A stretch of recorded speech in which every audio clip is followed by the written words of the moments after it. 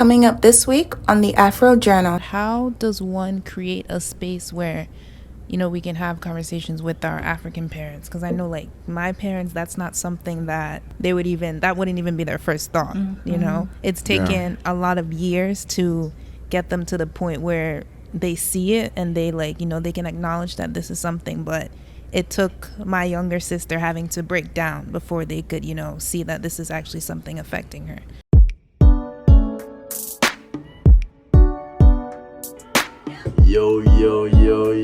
Yo, welcome back to another episode of the Afro Journal podcast. It's your calm vibes, your toasted caramel, like one of the fans said, Chisom, Ejikeme, Jeremiah Okafor. All right, ladies and gentlemen, it is your philosopher, Professor Pirero.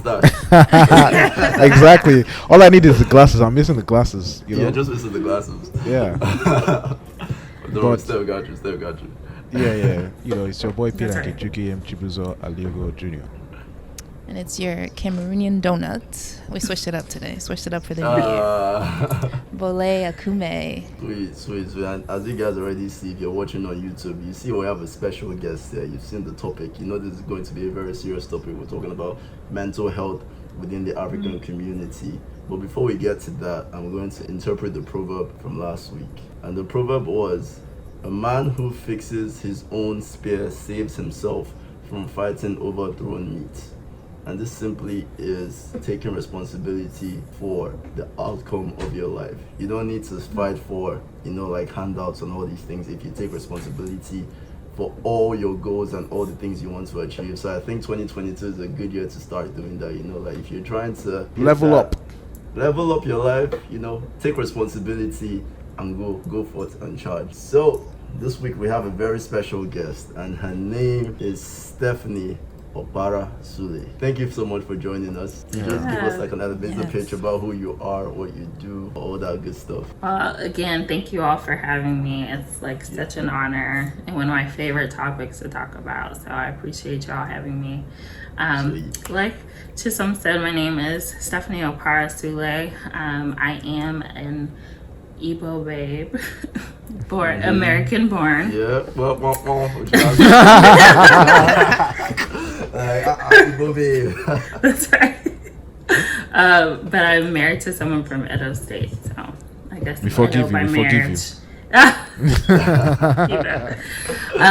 So I'm a clinical psychologist by training. I do a lot of work in the primary care setting. So I actually work in a primary care office doing a lot of what we would consider crisis work in the moment, which is pretty fun. So my day never looks the same. But I focus a lot on anxiety and depression. Sweet. Hopefully this topic is uplifting.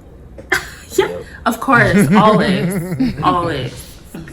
Yeah, because we all know, I think everyone already knows how stigmatized this topic is within the African community. And even though we say it's a lot that stigmatized, I feel like the conversation is still not really had that much. So that's why the Afro Journal were here. We're trying to at least bridge that gap and fill that space. So Stephanie, I just wanted to go into your story just a little bit before we get into the meat of the conversation. How did you get into the psychology track, being a clinical psychologist and all that? Because obviously you're a Nigeria babe, Igbo babe from an African household. How was that conversation with your parents? Was this always the plan from the beginning? Yeah, so my whole life I wanted to be a pediatrician, and not because my parents wanted me to, but I thought it was really cool to help the kids, right? Yeah. But I'm the oldest, so I'm the Ada. So I've already had that role of mom, right? They call me vice mom. Yeah, for those who don't know, Ada is in the Igbo household is the first daughter, and she's pretty much the second mom in the house. It's yeah. Right. So I get to college, I'm studying biology, but I'm in my friend group, I'm the mom, right? So everybody comes to me to talk about things, for advice. If people are beefing. So you're always a responsible friend? Always. I can relate to that so much. Right. I can relate to that so much. That's cap. Peter is definitely not the responsible friend. Well, he called himself a philosopher. So. Exactly. I don't know what Chisom knows. I read I books can like see that. it. I can see it, Peter. Thank you, Bole. Bole is my fan. Bole, 2022, man. I Shout out can see to it. All right, New Year, new pizza. So I guess this is responsible for it. So, organic chemistry got me, and I was like, no, I can't. Relatable. Okay. I can't do this. I don't want to do this. So I kind of started researching other options. I was like, well, how can I get paid for the service that I already give my friends and my family? So my dad did a lot of work in the mental health field and human resources. So he kind of knew, we kind of processed it. Wow. But with my mom, I sent her an email. And I was like, hey. Emails. You have me actually. I like. I'll tell you when I was deciding my own future going to college, I wrote my dad a formal letter. Listen. Email. Yeah. Say, dear Wow. Professor Dr. Peter Ikechukwu, I can definitely relate to sending your own parents email, like a professional email about what you want to do with your life. Yeah. It's like, this is what I'm going to do. This is the path I'm going to take. And thankfully it worked out. My mom was like, as long as you get a job. So both of them were kind of like, all right, do what you want to do. So that's how I ended up here. Wow, that's dope. Sending your mom an email, everything. But like, even, I mean, the part that surprised me was the fact that your dad was already in the space. Yeah, I think that helped as well. Oh yeah. Definitely. Yeah, just stereotypically, I wouldn't think that an African dad would be like in the mental health space. Yeah. I'll just imagine him shouting at the patient, "Are you mad? What are you doing there?" So he didn't do patient work. He was in human resources. So he hired and fired the therapist. Got you. It makes sense. Hello, is this Michael Johnson? Sorry. We are here to. We have to let you go. Fired. You go find another boss to take somewhere else because you're not coming to this place anymore. That's it. Peter, I hope Peter is never a boss because they'll wow, haters. I will be a boss. Oh wow, but that's very interesting. So like, obviously going off of going to the whole 9 years with the pediatrician route and like coming to the psychologist. When you said that you wanted to find out how you could get paid by providing the services that you already provide to your friends for free, was that something that you came up with by yourself, or was it someone that talked you into it? Right? Was it like you just had an epiphany? Oh, I can actually get paid for this. Like, was it just like, or your friend was like, wow, you're really good at listening, or you're really good at like giving advice, like you should actually do this professionally? It was a mixture of both. That's a good question. So in high school, I was always interested in psychology, but never felt like the courage to like pursue it. Because I think at that time, there's so much we didn't know. You had three paths you're supposed to take. So I didn't know what I was going to do with psychology at the end of the day. So I didn't pursue it. But then talking with people, they're like, yeah, you are really good at this. Maybe you should think about it. And even my dad was kind of like, you might enjoy this, when I told him I was struggling. So it was a mix. I took organic chemistry too. I hated it. It didn't count to any of my 1, degrees. 2, and 3. The worst. Whoa, hats off to you. So let's get into the meat of the conversation. Let's dive right into mental health. So in your experience, I don't know what demographic of people you work with the most, but what is your experience with, I guess, mental health and how it's stigmatized in Africa? If you've had direct experience with it, or if you've read up on it, things like that, what is your experience in that field? Like compared from the US and people from the continent. Yeah.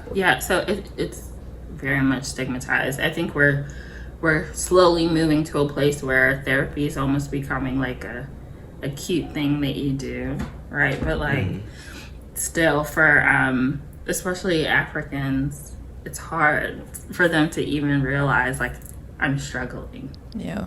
Until it gets to like a crisis, like somebody's psychotic, or they're not getting out of bed, or they're not eating, and things like that. So we typically see them when they're in crisis versus in the mild to moderate range of whatever the mental health disorder might be. So it's pretty hard to like get them to understand And a lot of times they're seeing it physically, right? So if you think of things like high blood pressure, back pains, things like that, that's like anxiety and depression. And sometimes we don't rule that out. We run to the doctor first, and they put you on the medication instead of saying like, oh, let's check if you have anxiety. Let's check if you have depression, right? And so we deal with it more physically than we realize we're dealing with it mentally. So based on the crisis that you've experienced of those, clients, would you think those are majority men or like African men? Because I feel that we are, built to hold those things within us, if that makes sense. Yeah. I think so. My a lot of my experiences with veterans, so that like limits what I'm seeing, but I have seen a lot of men, right?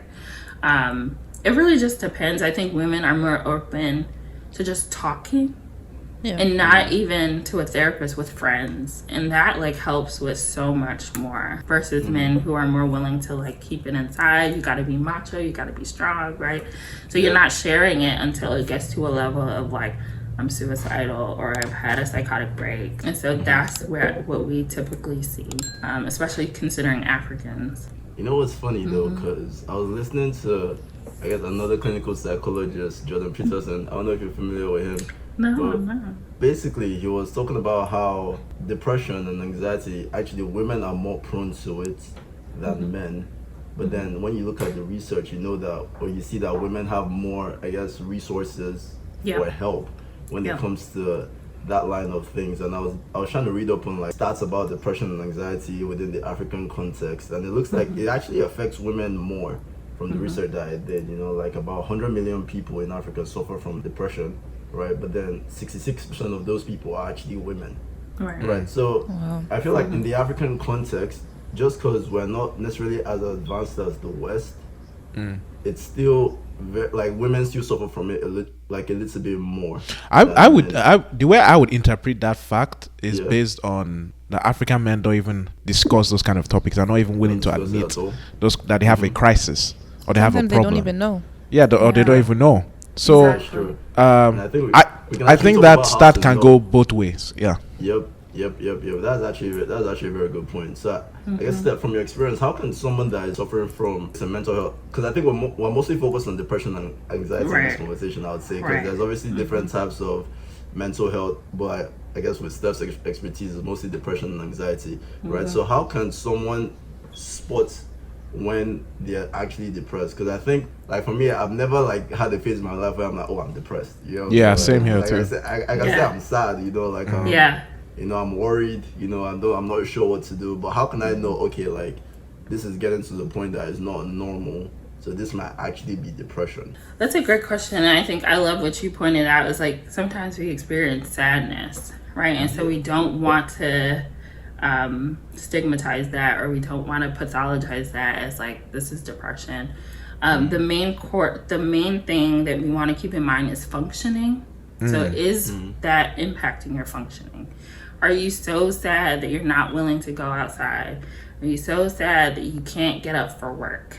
Are you so sad that you're not eating, or you're eating too much, right? So these are kind of the questions. And typically you need to have like 5 or 6 symptoms in the course of 2 to 3 weeks for us to diagnose you with anything like that. Okay.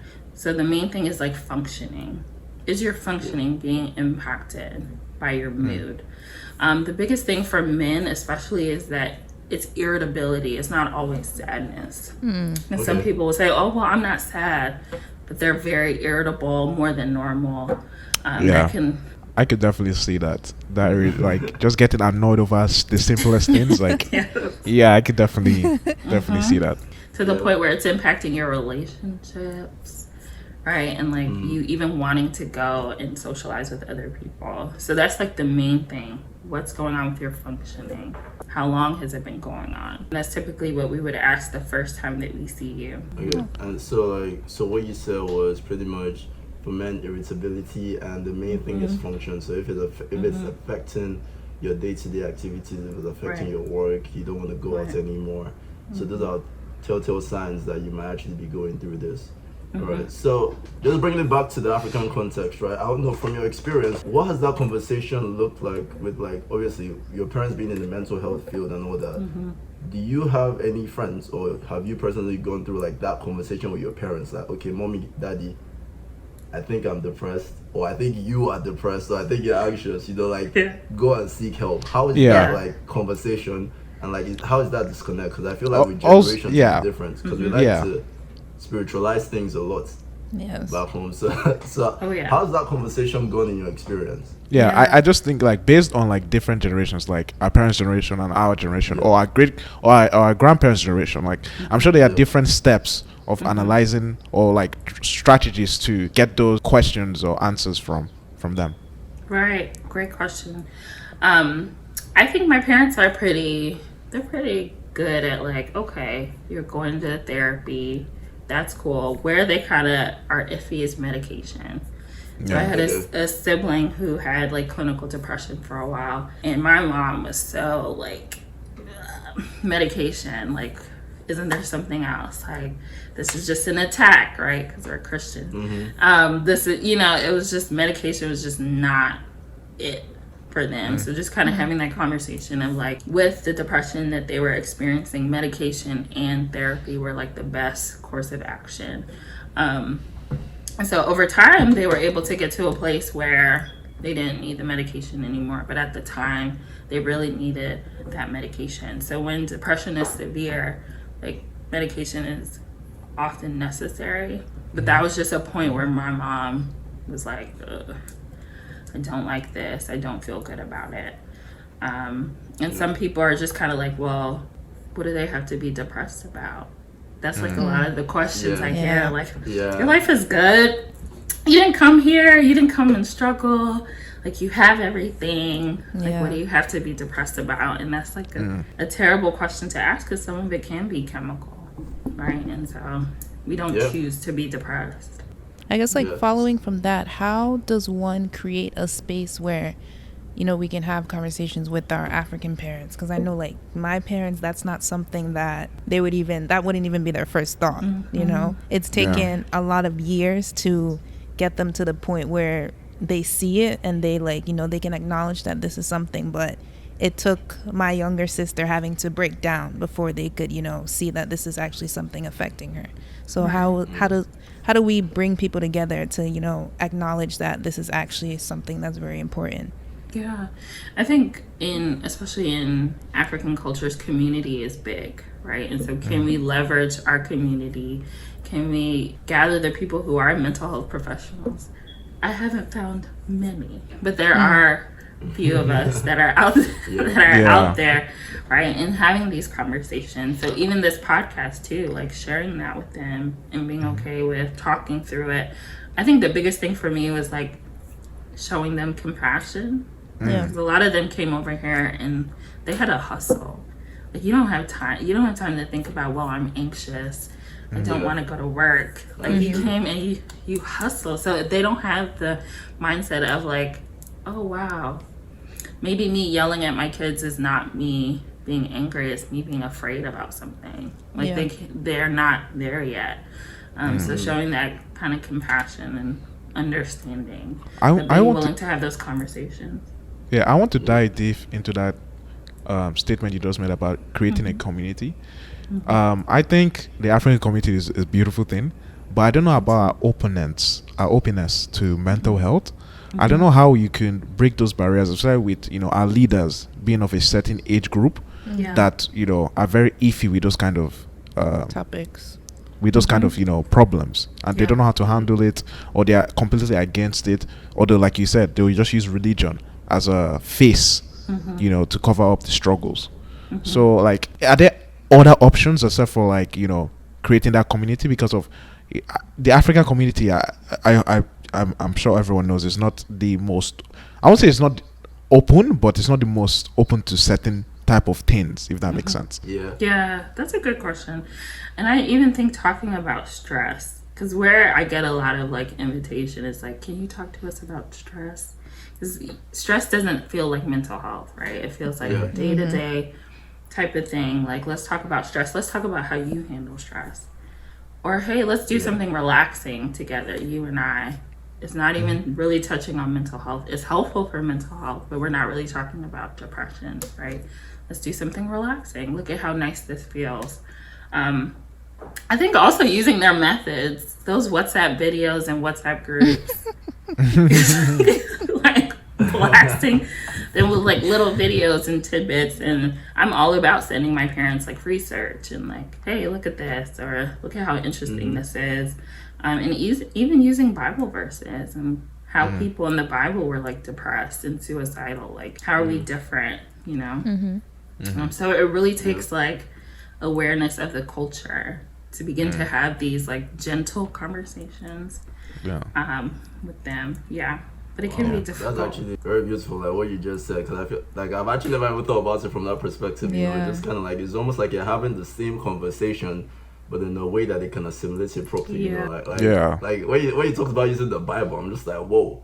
Like, if you use the Bible with them, like, they won't really be able to argue with it that much, you know? No. That's like their bread and butter right there. Right. You know? That speaks to Chisholm's heart right there.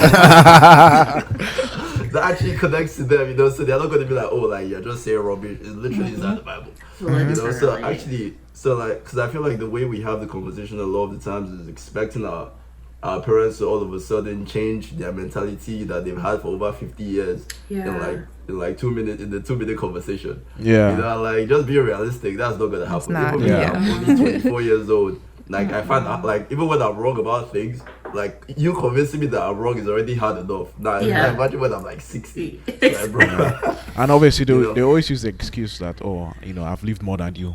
You know, whatever you can see in the mountain, you cannot see what I can see in the mountain when I'm sitting down. Everyone knows that quote. Wow, that's actually very beautiful. So, but how do you now, because me being obviously you already know I came to America in 2015. I'm kind of like fresh off the boat in a sense, you know, so I still have a lot of like very traditional African like thought processes. Yeah. So I remember the first time I was talking about mental health and all that thing, in my head I was just like, oh, these Americans have come again, you know, like they've come in there like okay, like they want to blame all these things for why they don't want to do anything, right?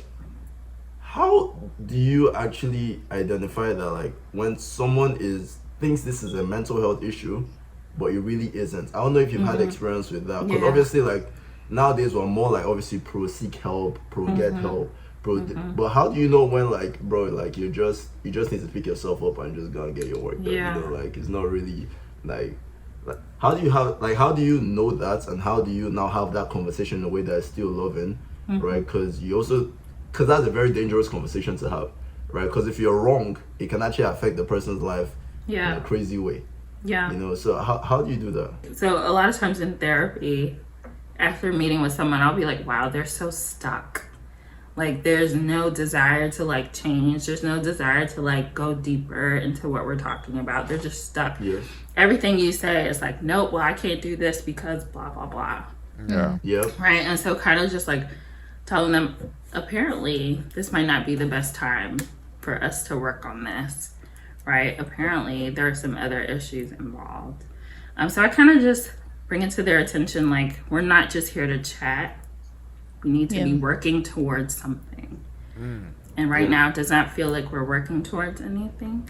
So when you're ready, you can come back, right? And we can talk through that. I think with friends, it could be a little bit harder, right? Especially when you're not like a therapist, when kind of being like, kind of just listening to them. And when you throw out advice, if they slash it down and you continue to do this thing, then you realize that they're kind of stuck. And maybe they do need to talk to a therapist and kind of work through that, because therapy is not only for people with depression and anxiety and bipolar, but sometimes people are just so stuck and they don't realize it. They don't see it, right? They think that the issue is something else. A lot of times the issue is us. Right? Facts. So just kind of having that conversation, like, maybe you need to, even if it's a life coach, right? For things that are not super deep, like trauma, a life coach can help kind of shift mindset and help them move forward. But that could be a difficult conversation to have. Exactly. And it's like, I don't know, because I mean, that's like something that I always try to battle with, because a lot of the times, you know, like these are conversations that I started having a lot more when I came to the States, you know? Yeah, for sure. to me, I always had the mentality of like, bro, like you're in control of whatever is going on in your life, you know. So Yeah. if you can't do something, figure out a way to do it. Like, don't be out here blaming some thing. External But factor. obviously, exactly. But obviously, with more knowledge, I was like, okay, there's some people that are actually going through like something that's like a little bit beyond their control at that moment in their lives, so they actually need the help. So to me, it's not like, because I hate going extreme on like either side. I like finding that middle ground where like okay, we can actually find the balance where it's like, okay, I recognize what you're going through, but I'm not going to just watch you sit down and like not do anything about it just because apparently you're depressed. So it's like, yeah, to do anything. I'm like, bro, like, what are you doing, fam? Yeah. You know, so. But obviously, me being me and like not being trained, having that conversation might not always come out the best way from my point of view, you know, because I'm just like, what are you doing, fam? Like, get your ass up. Yeah, I think the African mentality is always like, just get your ass up, you know what I mean? You know, just move forward, like brute force, like just get out of Literally. it. And that is not always the best answer or the best solution. So if you could go deep into that of like how to tackle those type of conversations. Yeah, I was gonna say almost like there's branches of psychology that are very metaphorical, right? And I kind of lean to that as a Nigerian, so I use a lot of like metaphors in therapy. But I think about learned helplessness, and it was actually based on research. So the researcher put the dogs in a cage and left the door open, and the dogs could come in and out as they please. And after a while, he locked the cage. And so the dog would fight against the cage, and realize, okay, it's locked. So after a period of being in a locked cage, the researcher put the dog back in the cage, closed the door, didn't lock it. But some of the dogs didn't fight. They didn't even try to see like, oh, is the door open, right? And so that's what we call learned helplessness. After a while, after a period of struggling, you might not want to try to push that door open again. And so I love stuff like that. And so I might tell someone, is this what you're experiencing? Have you tried and not had much success? And now the cage is open, you're not even trying. That's so deep. Yeah. If you think about it. One of my favorites. And sometimes that's the way I kind of describe like African Americans to like Africans and like first generation, right? Because it's a little bit different. We're more likely to struggle, right? Versus someone who's been here for 400 years and been struggling. Now the cage is open. Yeah. They're not willing to push that cage open. That is so fascinating. Like, I feel like my eyes just opened up right now. Like, honestly, I'm so dead ass. Because when you said that, I'm like, wow. Like, I feel like that's the way I view a lot of the people that I've encountered in America. Not in a bad way, you know, but just more like, why are you always like complaining? Like the door is like the door, and you can see it, right? You can see the doors open. I literally came here 2015, you know, I'm working hard, finding jobs, doing all this, and I'm not saying I'm better than them or anything, you know, like obviously my struggles are different, but my head's just like, why are you so focused on this one issue that has that like I don't think it's an issue anymore, honestly, but obviously was an issue once upon a time, you know, like just let's move forward. But no, it's like, nah, man, like they need to get through that. And like obviously I'm getting to be more empathetic towards that, because obviously they weren't raised in the same situation, the same environment, with the same experiences, so the way people react to different things would obviously be different. Absolutely. But it's like, wow, learned helplessness, honestly, I'll add that to my vocabulary. Wow. So how do you now convince people to get out of that then? Like, because obviously, you know me, I'm a very like, oh, what's the solution, right? Like, that's the way I like think about life, you know, but like, how do you kind of walk people through that? I don't know if the solution is convincing them to get out of it, or just kind of like allowing them to go through the process as long as they need to. What is that conversation like? Yeah, that's a great question. I think I love questions like, if we could wave a magic wand and things are perfect, what would it look like? Right? Wow. That question opens a lot of doors, because then we can say, okay, well, what steps can we take to get you in that direction? Right? It may not be perfect, right? Because I don't have a magic wand, unfortunately, but like, if we can get you moving, that would be like one of my main questions. Like, how do we get you moving forward? What would it look like if you were feeling well? What would it look like if you achieved that dream? What would it feel like? right? We could do like visualization, which is something that like we talk about, right? A lot of people talk about manifesting, right? Like how can we, what would this look like? What would it feel like if you accomplish this goal? And let's start moving in that direction. Are you ready to move in that direction though? I always ask. You know, the beautiful thing about it is that even though she's answered that question perfectly, it does not mean that us taking that advice and applying it to someone results in what we want, if that makes sense. People have different times. People are not ready. Some people are ready. You know what I mean? Some people are still, perfectly fine. Some people are dealing with the situation. So, we are not health professionals. I think that's the main thing. It's just, understanding the psychology of what it's basically going around with like people around us or ourselves. Yeah. I think like a whole, like I always fall into, it's almost like when I get too involved or like too like passionate about helping them, then I'm always trying to project what I think their solution should be, or like how I think they should react to certain situations on them. And I think sometimes it might come off as too hard, like it's almost like you're like, chill fam, like I'm not you, or like I'm not like we don't have the same brain, or we don't reason things the same way, so relax and like slow down on it. But me, I'm always trying to like, yo, let's go, but I'm really glad you shared that, because I think a lot of the conversation I've had with some of my friends, I think this is opening a lot of doors for me. Yeah, because we are kind of more with this situation where we're like, oh, bro, like, what are you doing? Get your ass up. Go do this. Go do that. Like, I'll call you out. Especially with our guy friends, we're much more. I was about to say, we're much more aggressive. More men. Yeah, absolutely. I think when I first started dating my husband, I used to be like, this is not what I need. I don't need you. I don't need no solutions. I just need you to listen. So I'm gonna put y'all on game early. Like, we just need y'all to listen, right? And actually listen, not just sitting there shaking your head. Yeah. Right. Jesus Christ. That thing blows my mind. Me too. I'm just like, what is the point of listening? If you're not looking for something. Because I've heard that before, right? I try to practice it on my sister. When my sister is telling me some issues, like my instinct is obviously like, okay, this is what you need to do, and then she's complaining, just like she told me you never. I'm just like, bro, like I'm literally listening to you. Yeah. Fair enough. And now I'm giving you the solution. Why are you complaining? No, but I think it's also important to realize that not your solution might not be the solution for another person. And I feel like a lot of people get stuck in that mindset that like, it worked for me, so it's going to work for you. But there's so many options that are available. So in this case, listening might, be the cure to whatever the issue is. There's a lot to break down there. Yeah. And even to take it to another level, just ask you, okay, before you start venting, what do you need from me? So let me get in my mind, let me get it together. Do you need a solution? Yeah. Honestly, that is it right there. I was just about to say, like, because what exactly do you want from me? Like, do you want me to just keep quiet and not give you advice, or try to push you in a direction that would result in what you want to happen? So I think it's very difficult for especially guys who have been trained to like, oh, you're meant to fix everything by yourself. You're meant to handle everything by yourself. You're meant to be independent. You're meant to be the provider. You're meant to be the carer. You know what I mean? All those kind of things.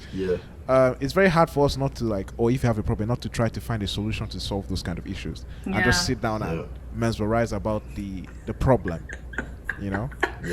Yeah, it's true. That's a real thing. I'm like, hey, she's giving us game, like pizza.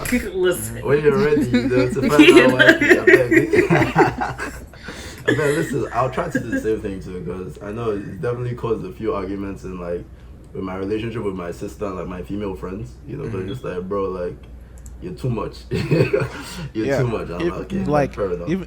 That's why sometimes I even struggle to have like reasonable female relationships, if that makes sense. But shout out to Umpololo and Christine. I mean, I said Umpololo and Christine. Lauren and Christine, those are my female friends. But having those kind of relationships of just like venting, it's not something I personally tolerate. That's why I'm coming from like guys also go to have mental breakdowns and stuff like that. But I feel that our job as guys is just to help each other out and like get us back on our feet. So we're much more like solution based in terms of that. Like, if you have a problem, like I could help you out, I could do this for you. You know what I mean? If you need me for this, that, like we can all go together. That's how like I think. So it was very hard for me to like when girls are telling me problems, for them to just say, oh, like, bro, you don't even understand what we're talking about. You never like you never understand. I'm just like, hey, okay, so why do you even want me here? Why am I even listening? Like, Right. I'm just going to go my own way. Yeah. I'm not here to start hearing problems and not think about solutions. So, like, I think that's something that a lot of I say African, I would say guys in general struggle with. I think so. Yeah. But that's why I think your advice was really special. Like, oh, what do you need from me before we start venting? Before we get into this, right? Like, one of the strategies for like when you're overwhelmed to externalize it, right? To get it out of your system. So sometimes when people are talking through it, they're actually figuring out the solution for themselves. That's true. But they're just getting it out of their head because they're feeling like so overwhelmed. So, and I think women do that a lot more than men do. They kind of externalize it, and they're like, "Oh, I feel better," right? Like, because it's a release. Yeah, that's real. And like, okay, I'm about to get a little bit selfish right now. Because like it's almost like a personal problem that I'm having. And like since we have Steph here, I might as well talk about it. You know, so like, I'll send my bill later. Send your bill later. 100%. You don't just do it for No, Bill Chisholm's. Right. Not the Afro channel. You don't tell me that. Wow, these are your partners who throw you away. 2022. Oh my god. I'm dead. But yeah, so pretty much what it was one of my closer friends, she was talking to me about some issues she was having, you know, and then obviously we've been talking for a long time. And obviously I've listened to some psychologists, you know, all these things. So and like with my experience as well, I'm trying to become more understanding to all these issues, right? Like slow down. So I started to ask her questions, almost like asking why do you feel this way, like why, instead of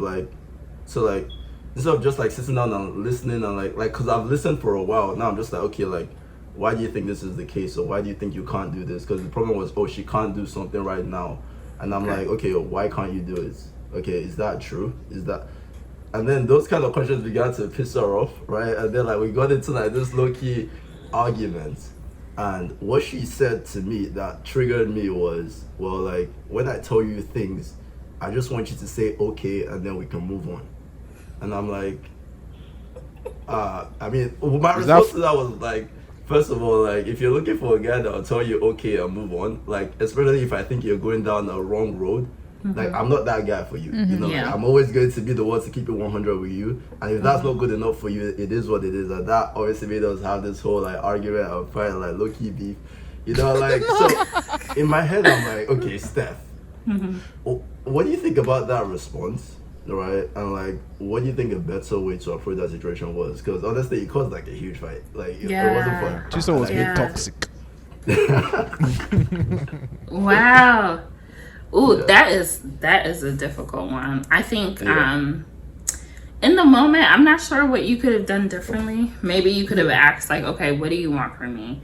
And then if she said something like that, saying, well, I actually care about you, and sometimes caring about you means I'm gonna voice an opinion, not in a way to make you do something, but saying, hey, that's probably not the best idea, right? And so if you don't feel comfortable with that, maybe there should be someone else that you talk to, because it's only going to lead down that path, because you don't want to change yourself for someone else. You want to adapt, right? But you don't want to change like who you are.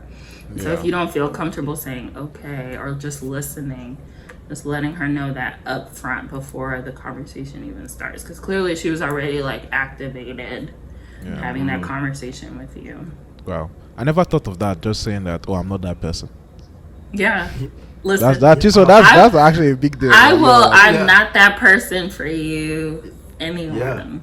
And that's a big mood 2020 too. And the thing is, because it affects me as well, right? Especially if I actually care about the person, right? Like if it's someone I don't have any ties to already, and they just want me to say okay, I'm just like, I mean, sure, I'll just tell you okay. And they're like, it's like, it is what it is. But if it's someone I actually care about, and I feel like, yo, like this is actually affecting you in a deep way, like me just saying okay is almost like me not giving you the best of me in a sense, and I'm like not giving a shit.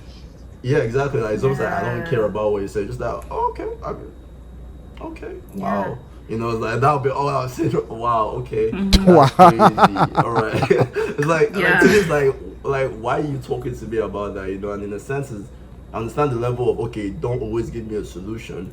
But then if you put your foot down and you're like, oh, all I want is an okay. I don't know, in a way I understand both sides, but to me, I just find it hard to merge both of them together. Yeah. Whereas like, bro, like, if I'm telling you okay, I probably don't really care, to be honest. Yeah. Like, that's just it. Yeah. And like, I don't want you to tell me your problems when I clearly care about you, and then you now expect me to just give you okay. Like, I don't know. To me, I feel like, yeah, like, I can't do that. Personally. Yeah. And I also wonder if you could do something like listen in the moment and then come back and be like, hey, I was thinking about what you said 2 days ago. Like, what do you think about this, and this? Because a lot of times in the moment when we're super activated, we can't hear anything, right? And so if you're coming back and saying, hey, I thought about what you said, and this is what I think. What do you think? Kind of leave it open to her, you know? I mean, I think that's a good advice right there, because of giving the time to breathe. It's kind of like anger management. Like, you know, like this, like when you're in the heat of the moment, they told you to always close your mouth and not say anything. And just go down and relax and come back, and you know, when you're cool down and you know do your talking or whatever. So I think that's a great advice right there. You know, some of these things are so obvious, but it's so simple, just but we don't do it. It skips your head. The moment, Yeah. Once you start getting emotionally invested, it's like, bro, like they just told you something. You have to reply right there. Yeah, bro. You right. have to. But you really want to.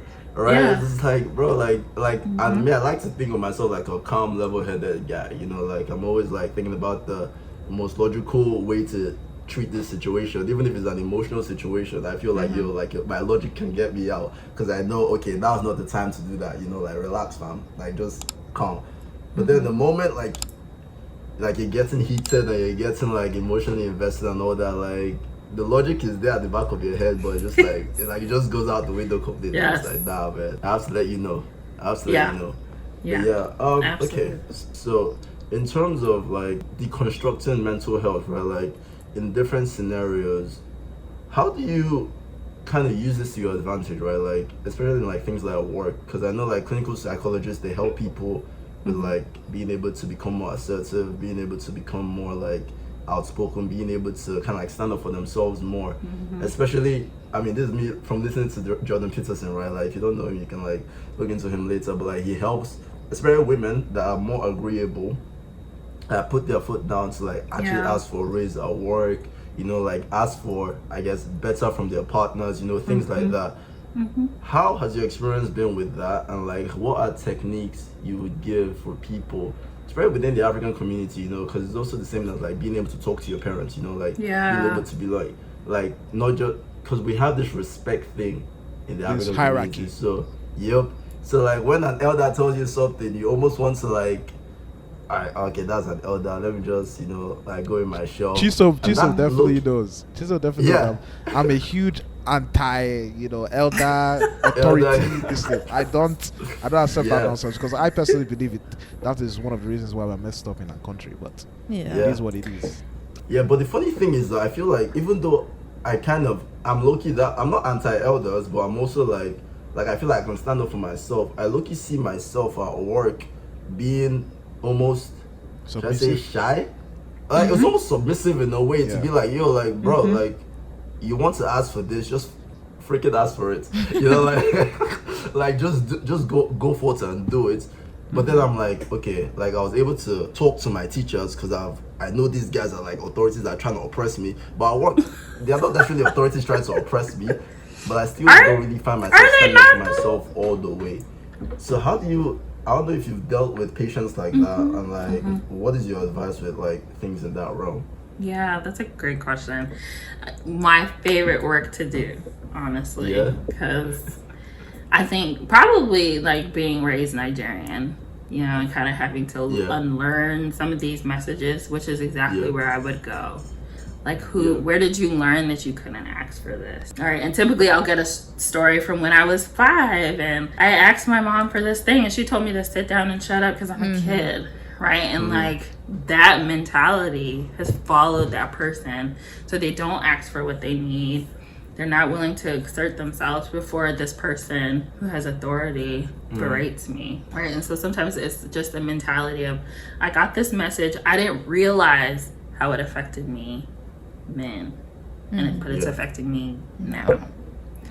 Right? And then especially if you're living in a household where it's constantly being repeated over and over and over. We are the heads of this house. You can't grow wings. Clip them. Like, like all of these things. Yeah. It teaches you a way to deal with authority that isn't always the best. Yeah. I mean, I feel that, I'm probably the one I got beat the most in the home. So my dad was like, I was not, yes. Actually, that's the part. So I honestly had that seeds of anti-authority in me, but my dad was just such a strong figure that I was just like, I'm not testing this one. But what I'm trying to say is that I think that is a really key thing of what you just said. Like, when I felt I was wronged in any situation in my family, I never stood up for myself. Yeah. You know what I mean? And that kind of affected my relationship with my parents because I had some kind of grief with them. When I was like 14 or 15, I was like, these people, like, I can't wait to get out of, I can't wait to be an adult, and I can't wait to leave this house, blah, blah, blah, blah. You know what I mean? And it's until I grew older and I realized that certain things were put in place so I, wouldn't turn out into this, I wouldn't go in this certain direction and stuff like that. So, thank God that they actually knew what they were doing, but in some households, it's just completely oppressive without, regardless of lessons or anything like that. Yeah. And so that requires a lot of unlearning, right? And like I think there's some very sacred things in our cultures that I enjoy, but there's some things that I'm like, this is trash. And I'm not going to deal with that. And so then I would ask people authentically, if your parents would absolutely agree with whatever you did, what would you do? I tell my sisters to open the gate too. Because the boys were always the one opening the gate. Right? That's trouble, right? I know, I see. But in terms of like work, like what would you do? Like if you knew that the answer was going to be yes, what would you do? How would you approach it differently? And are you okay with the no? Right? And thinking about no, it doesn't hurt or it doesn't kill. Right? It's okay to go for what you aspire to go for. So that's kind of some of the things. I think it really starts with like, what do I want? And for a lot of us, especially women, right? We were not really taught, what do you want? What do you want to go after? For me, it was a lot of like, what does the family want? Right? Like, what should how can I please my parents? Because I'm a people pleaser. Right? And I had to break that because I was not happy. Yeah. I did not like the life I was living. And I had to remember, like, when they pass on, I'm going to be living. Is that what I want to do? I think that's something that a lot of African kids struggle with, putting their parents' happiness over theirs. I think I struggle with that too because of my dad was... I'm not trying to say that my dad is a bad person. My dad is actually a great person. He gave me the space, but there was obviously that pressure of me like, I want you to go into this subject. You know what I mean? Like, write me a letter of what you're doing with your life. All those kind of pressures were there for sure. But thank God I am who I am. I was able to I changed my degree my sophomore year. I didn't tell my dad. And when he asked me, why did you change your degree? I was like, because I wanted to. He was like, don't do that again. But my head is like, I did it because I knew the result was going to be you being against it. Yeah. You know what I mean? Yeah. So there are certain things, like right now I just do things by myself. Like I make my own decisions. And I think a lot of African kids suffer from not being able to do that by themselves. They always need their parents' approval. Like, mommy and daddy, what do you think? Mommy and daddy, is this person okay for me? So I think that is something that our culture really struggles with, that independency from your parents' influence. And I think it's the way that we are set up, because it's not always a bad thing, right? Because if you think about it, if I was at home right now, I would be living with my parents, even though I'm like literally, like I've graduated from school, I'm making my own money and everything. Like if I didn't have a job until I came to America. That was the first time I had a job. You know what I'm saying? Like, it's not really ingrained in the culture. That whole independence thing is not necessarily ingrained in the culture. When they say, it takes a village to raise a child, everybody is in your village. Like, if you want to do something, you're asking your mom, okay, can you call your friends to help me, And they're always there to help you. But then the bad side of it is they're going to be overbearing when it comes to decisions that you actually want to make for yourself. Right? Because they've always been very involved in the whole thing. So it's always like there's like a catch-22 of getting the benefits, but also like getting the bad the bad side of it too. And I guess it's the beauty of the culture. You know, like not everything is going to be great. It is. I think when I had a breakthrough was when I realized my parents were great, but they also did things that were helpful for me. Like, and the two things were true, right? Because like I just didn't want to say, oh my gosh, my parents affected me in this way, because I was like, no, they're amazing. Like, but two things can be true. Like they can reside in the same space. Yeah. And like even talking about like we feel like we want to make our parents happy.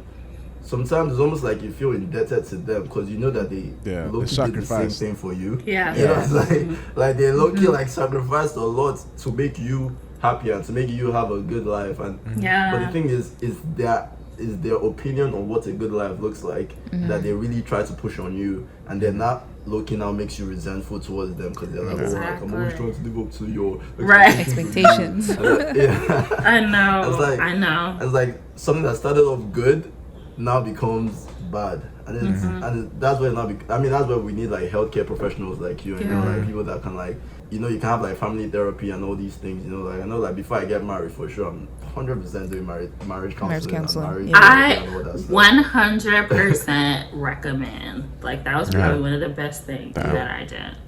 I thought love is love, but okay. I mean, yes, but it is love enough. I know this is not not the topic, but it's love enough. So I mean, that can look be an episode. So it's love enough. It's love enough. Like, that's enough. Write it down. Write it down. Write it down. You're welcome. Thank you. Don't send your bill to Bole.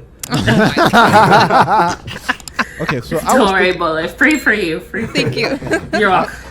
I was going to go into this direction now with this specific topic. I think in the African community we're extremely religious, and I wanted to know the relationship between the religion and mental health in Africa. Like you said previously, some Africans would just pray on it like, oh, please God, this is my child, she's having backache and anxiety, please God, solve it, without, you know, seeking the proper help. Can you just break down, you know, obviously this is my bias, I feel that a lot of things a lot of bad things that, you know, even though religion, I think overall has its benefits, a lot of things that have problems stem from religion. So I just wanted to break that relationship between the mental health and religion and how they can, you know, become mixed up. It's sad, unfortunately, but a lot of people that I have difficulty with are deeply religious, right? Like, we can't even talk about, the fact that I'm so sick and why do I have chronic pain at 45? But God knows best. Right, but we can't talk about how this is like a burden for you, and you can't believe that at 45 you have chronic pain, right?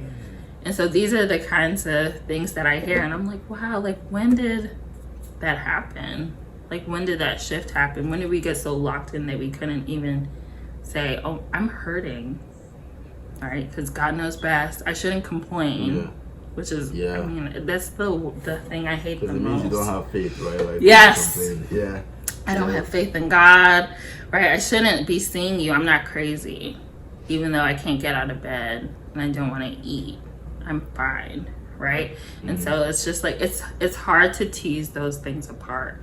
But I think if I know someone is deeply religious, a lot of times I won't say that I'm religious, and I do that on purpose because I don't want it to ever be like, what do you think God is saying? Yeah. Because I'm not about to do that for you. Talking from a personal experience, my grandmom had stage 3 cancer, and she was that kind of person that was so closed off and everything. Oh, it's God that would help me.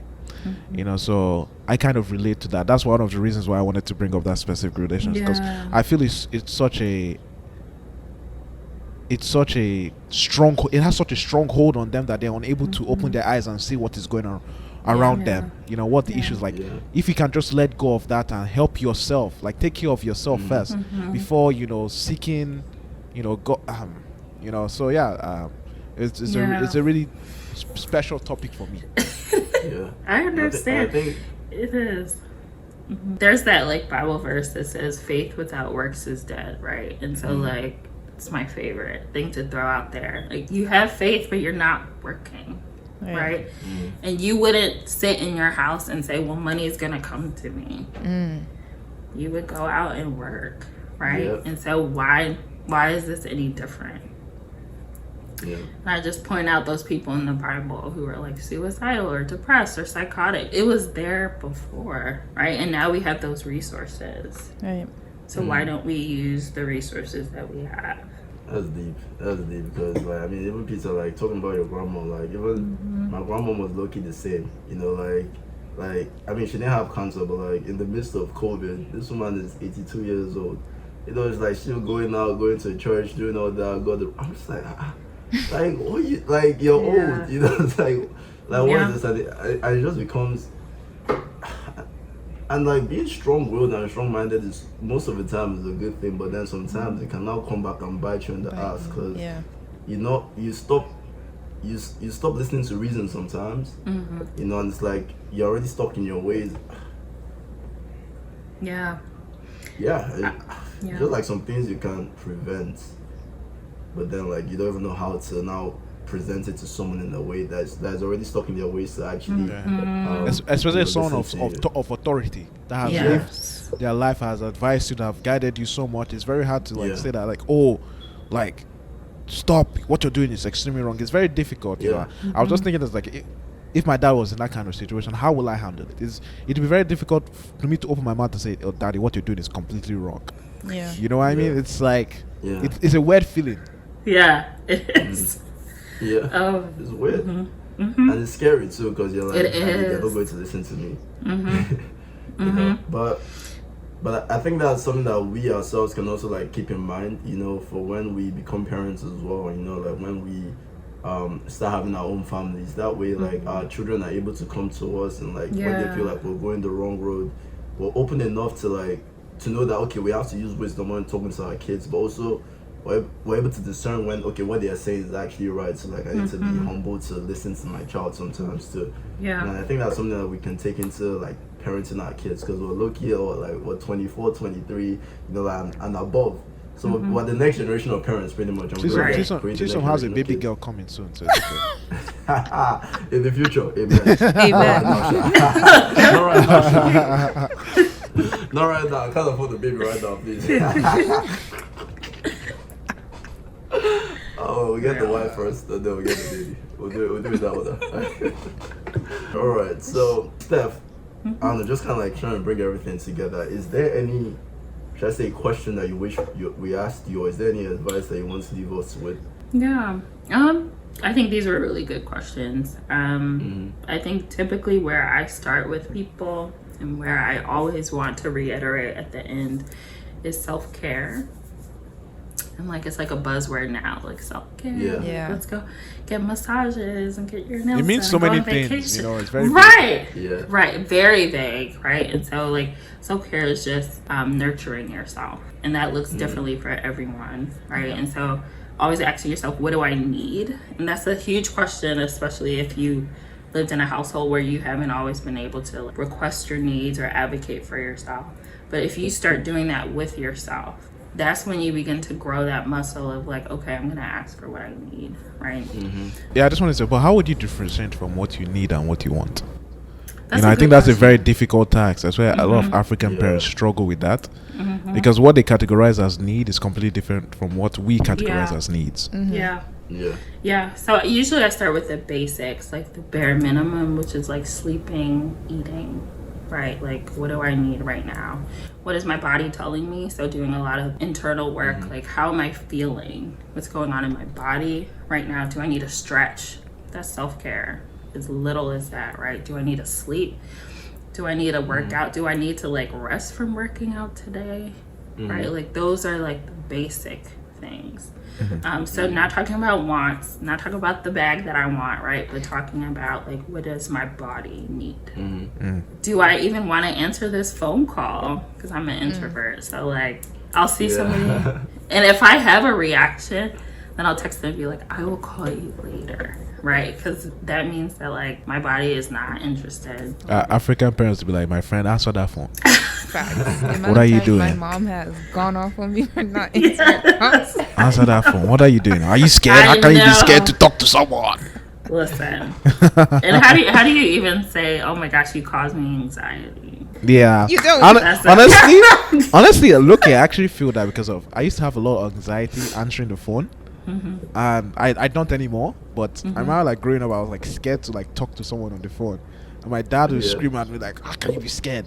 Are you not a man?" That's the usual word. I'm still scared to call people on the phone. Yeah. I'm like, Yep. do you want me to call you? Yeah.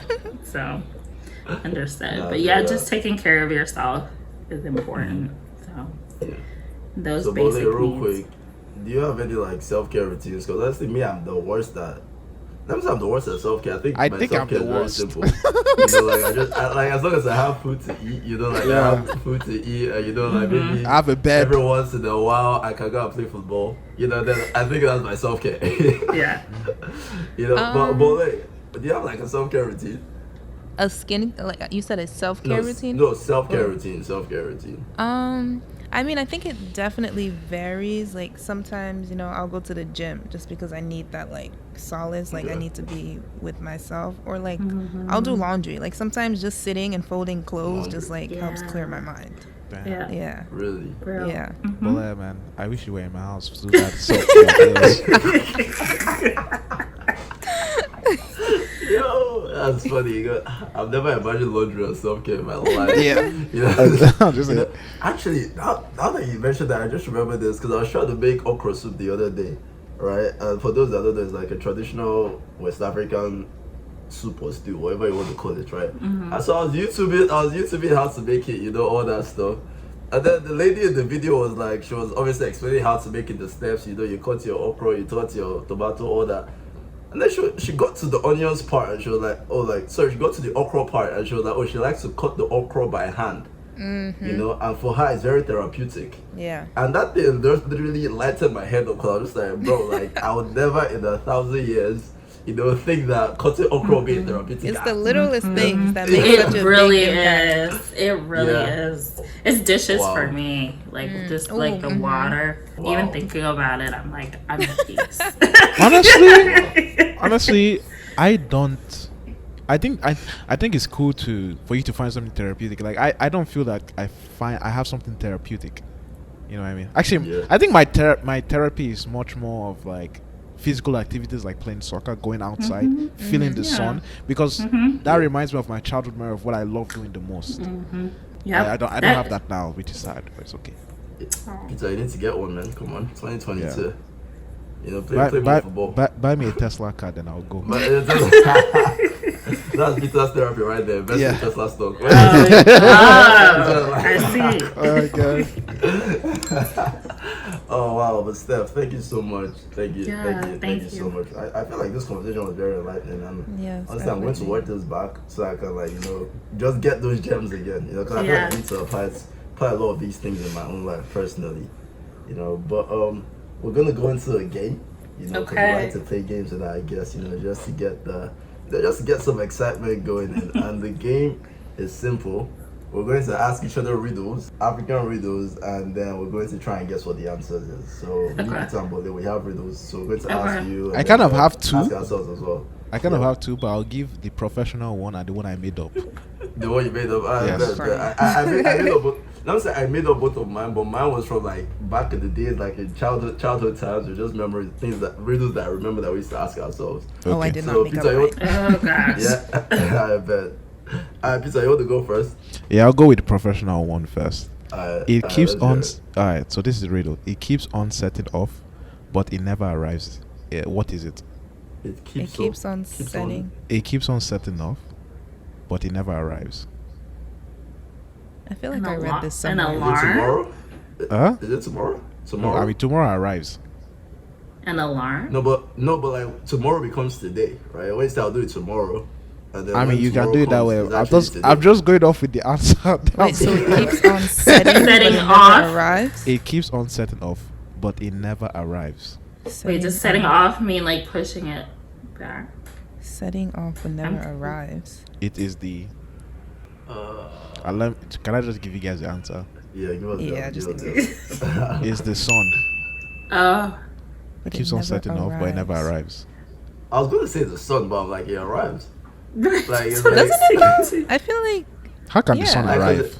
no, because it arrives. It arrives back in the sky. Yeah. But it never comes to you. It never arrives to you. Oh, it arrives at a distance. Right, exactly. Yeah, right. That's what I was. Well, Okay. complain about the person that wrote the riddle. Not We should argue with the author of the riddle. yes, exactly. All right. Yes, I'll go next. Okay. Let me get the easy one. Okay. So, what is black when you buy it, red when you use it, and gray when you throw it away? Match, No. Oh, that's a good one. charcoal. Black when you It buy is charcoal. Oh, Okay, Peter. Wow. Big brain. The philosopher. wow! Thank you. Maybe the mustache is doing something. I'm dead. What goes up but never comes down? I feel like this What is one goes I up? should know. Bubbles. Bubbles come down. That's it. I did come down. Sorry. This is like one of those childhood riddles from back in the day. Yeah, I was like, I feel like I should know this. Yeah. Comes down. Balloons. Height. Oh yeah, balloons. People shrink. What'd you say? Balloons. I mean, people. You say balloons? Yes. I mean, those come down. Balloons come I down. mean- Yeah. Cap. But what goes up but never comes down? gas. Nah. Goes up and never I mean, comes down. I mean, if gas is cold, it does come down, but Yeah. it always rises. The But moon. can- but Does there's the moon situations come where it down? can come down. Steam. Steam Nah, comes down. I mean, rain, fam. Come on. I mean, but steam itself always rises. It will rise, but then it'll come down as rain. But that's not steam. What's the answer? Yeah, tell us. Answer is age. Oh. That's deep. Yeah. Oh. It is. Oh shit. Okay. I get it. All That was right. good. That was good. All right, can I just give up the one Alright, the one I made up? Give us the All way right. it up. Yeah. We'll argue with you this time. All right. All right. So sometimes you swim with me and you never come back, and everyone is scared of me. What am I? So we A swim shark? with you, What? never come back, and we're scared Yes, of and some people worship me. you. What? Water. Mommy, A water. mermaid? Yeah, mommy. What? Oh my gosh. I was trying to look for a creative way of like trying to. I was like, that's not enough hints right there. Yeah, but yeah, mommy water. So mermaid. Oh man. Wow, this guy went to Africa than us. Right. I say mommy water. All right. Okay. So I'm an African country. If you change 2 letters in my name, you'll get another African country.